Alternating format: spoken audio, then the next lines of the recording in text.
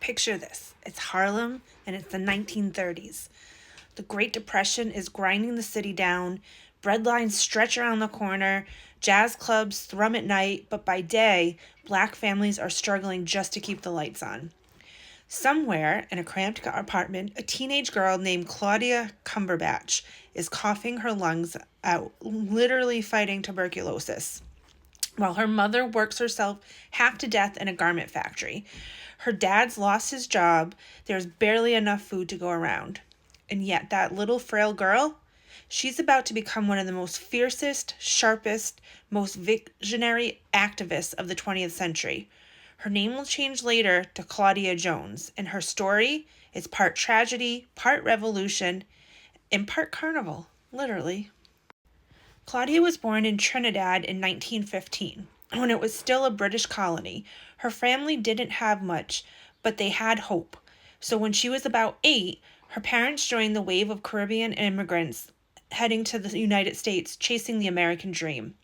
But that dream wasn't built for families like hers. Harlem offered opportunity if you were white. For black immigrants, it was tenements, factory jobs, and the constant hum of racism. Her mother, Sybil, worked herself sick sewing clothes in sweatshops. One winter, she came home coughing and never recovered. Claudia was still a teenager when her mom died. That loss, watching her mother literally die from overwork and poverty, burned something into her. Claudia later said that it was her mother's death that opened her eyes to show how the world really worked. She was smart. She was really smart. But she wasn't allowed to shine. Even though she excelled at school, racial segregation and financial hardship shut the college door in her face. So she turned to words. Claudia started writing for leftist newspapers and joined the Young Communist League in her early 20s. Now that might sound extreme today, but in the 1930s, the Communist Party was one of the few spaces where black people, and especially black women, could openly talk about racism, poverty, and equality. And Claudia didn't just join. She rose through the ranks fast. She wrote like fire. One of her best-known essays, An End to the Neglect of the Problems of the Negro Woman, in 1949, laid out an idea that modern feminists would later call intersectionality. She argued that black women were the most exploited group in America, crushed by racism, sexism, and class oppression all at once, and that no real revolution could happen without them at the center. Sound familiar? That's 1949, decades before intersectional feminism was even a phrase. But here's where her story takes a darker turn. The late 1940s and 50s were the height of the Red Scare.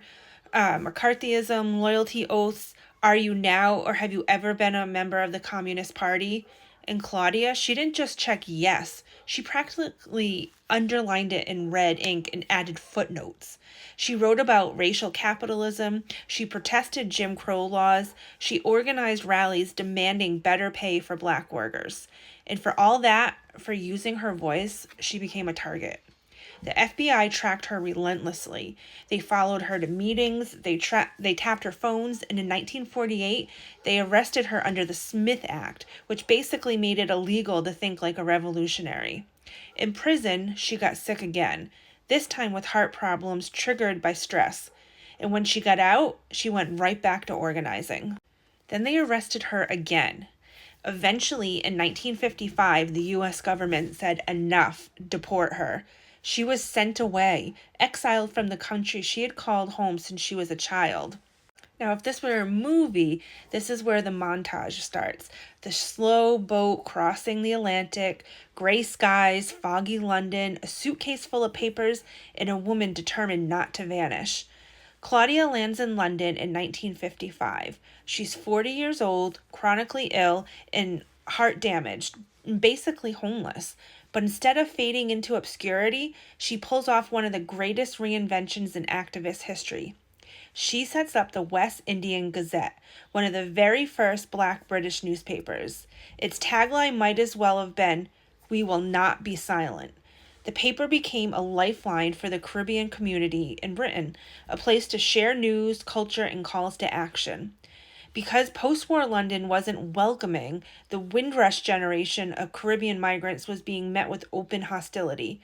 Racist landlords refusing housing, no blacks, no Irish, no dogs signs in the shop windows, and gangs of white men patrolling immigrant neighborhoods. Then came 1958. The Notting Hill race riots exploded. White mobs attacking black families, police looked the other way, and it was chaos. And Claudia, she saw it all. She saw a community under siege, and she did what no one expected. She threw a party. In January 1959, just months after the riots, she organized a massive indoor event at St. Pancras Town Hall, and she called it the Caribbean Carnival, and the BBC even broadcast it. But this just wasn't about music and dancing. It was a cultural rebellion. Calypso, steel drums, dance, poetry, pageants.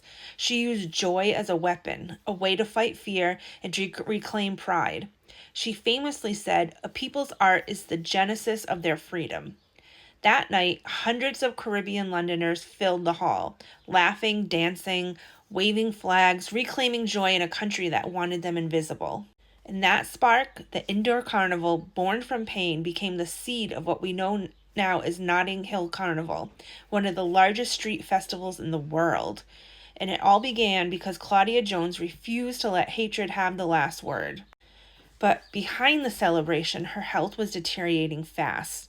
Tuberculosis, heart disease, exhaustion. She was burning herself out for the cause. By 1964, she was only 49 years old, but she had lived 10 lifetimes worth of struggle. On Christmas Eve, she was found dead in her London apartment, alone. Aww. The autopsy said heart failure, but really, her heart had been breaking for decades, under the weight of every injustice she fought against. She was buried in Highgate Cemetery, London, right beside Karl Marx. Yeah, Claudia Jones, the woman America deported, ended up spending eternity next to the man whose ideas they tried to silence her for believing in. Poetic, right? Today, millions of people flood the streets of London every year for Notting Hill Carnival. There's music, food, dancing, joy, and most of them probably have no idea that the soul of the festival was a tiny, fierce Trinidadian woman with a broken heart and a revolutionary dream. Claudia Jones didn't just fight for black rights or women's rights or workers' rights. She fought for all of it, together. Before we had words like intersectional or inclusive, she saw that liberation wasn't a single issue, it was a web. And that's the thing about people like her. The world doesn't always recognize their genius in real time, but their impact ripples for generations. Every beat of a steel drum at Carnival, every Caribbean British writer, activist, or journalist, they're part of the rhythm Claudia started.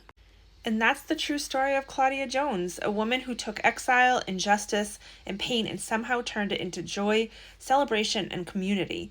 From a jail cell in the US to founding the Notting Hill Carnival in the UK, she made sure that being silenced was never an option. If you enjoyed this story, then don't forget to like, follow, and share. It really helps more people discover these powerful, overlooked women who changed history before the world was ready for them. And tell me in the comments, if you had the chance to sit down with Claudia Jones for just 1 hour, what would you ask her? I'd love to hear your thoughts. All right, until next time, see you later.